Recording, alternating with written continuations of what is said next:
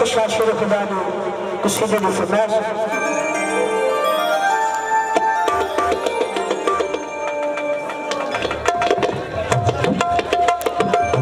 शान लिखा ऐन अली अली करदा नहीं केड़ा हर मजहब बंदे आखन अली अली अल्लाह आप गया अली असदुल्लाह विरुद्ध कुल पैगंबरा अली अली वज खबर नबी रसूल आखन मदद या अली ते मुनकर अली दा कोई जग अंदर छोटे बाल खेतों आखन अली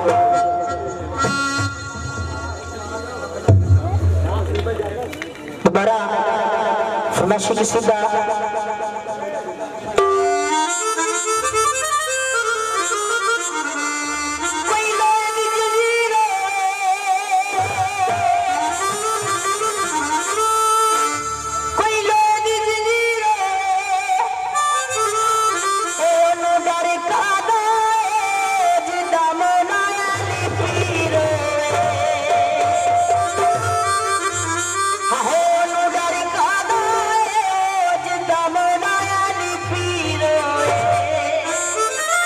दीवाना याली सरकार का वेट बुकाता क्यों है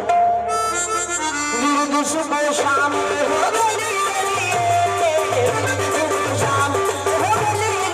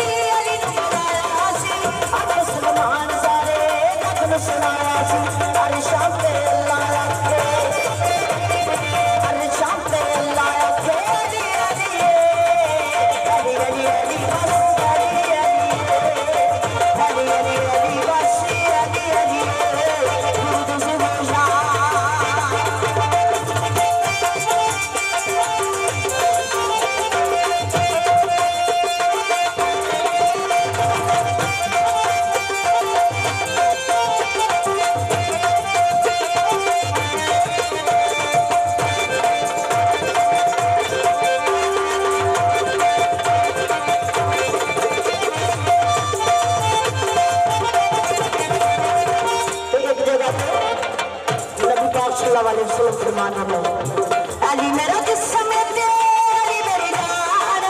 ए गली अल्लाह दस लिखता कुरान अली मेरा जिस्म तेरी मेरी जान ए गली अल्लाह दस लिखता कुरान जिसदा मैं मौला अली